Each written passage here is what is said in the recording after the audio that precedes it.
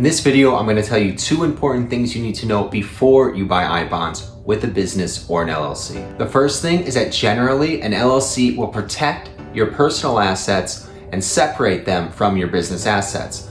But if you're buying I-bonds with an LLC, these become your business asset, and if anything happens to your business, or if someone places a judgment or tries to sue you or your business, they could go after these I-bonds. The second thing is that the rates are decreasing. They're going from 9.62% in October of 2022 to 6.48% November 2022.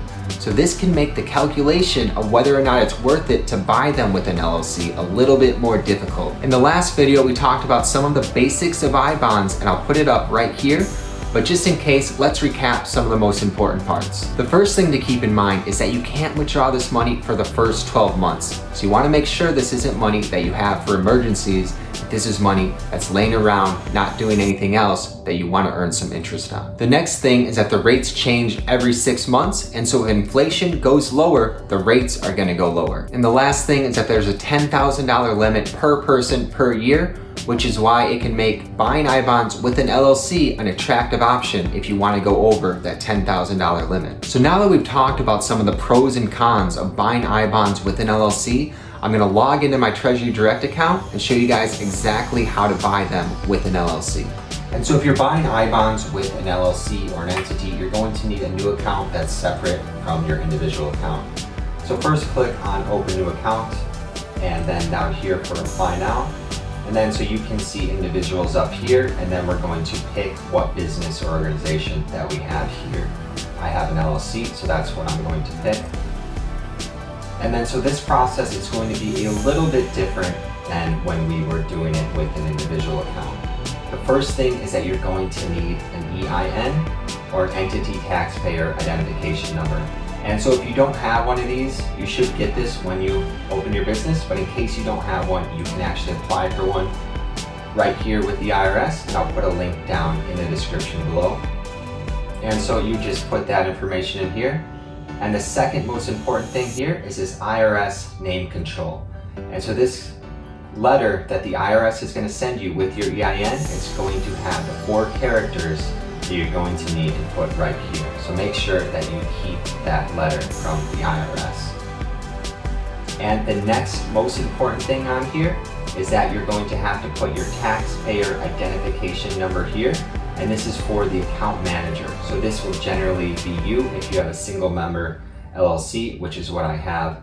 And so what you're going to do here is actually put your social security number. So we can see here that if we go to the IRS's website and we look for taxpayer identification number, what they actually say is that a single member LLC is a disregarded entity.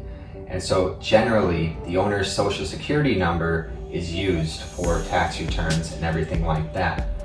Now, that being said, it's always important to talk to your lawyer, talk to your accountant. This is not financial advice. This is just something that I'm doing, and I'm showing you guys the process of it right now. So we can come back here and fill out all of this information. And once you're done with that, you can just go ahead and click submit, at which point they'll probably send you an email, a confirmation, and then you can log in and actually buy the I-bonds. All right, so now I'm logged into my account, and as you can see, this looks pretty much the same as the individual account. And to go ahead and actually buy them, we just go ahead to Buy Direct, click on Series I, submit, and again, you pick the amount you want, you pick the bank account that it's from, and you can even do a scheduled purchase if that's what you want to do. For the purpose of this video, I'm just going to buy $100 worth of I-bonds, and got my bank account there. Click submit, and then you want to go through and make sure that you read through all of this information very carefully. But it is basically saying that there's a $10,000 limit per person, and any excess will be in violation and will be refunded to you.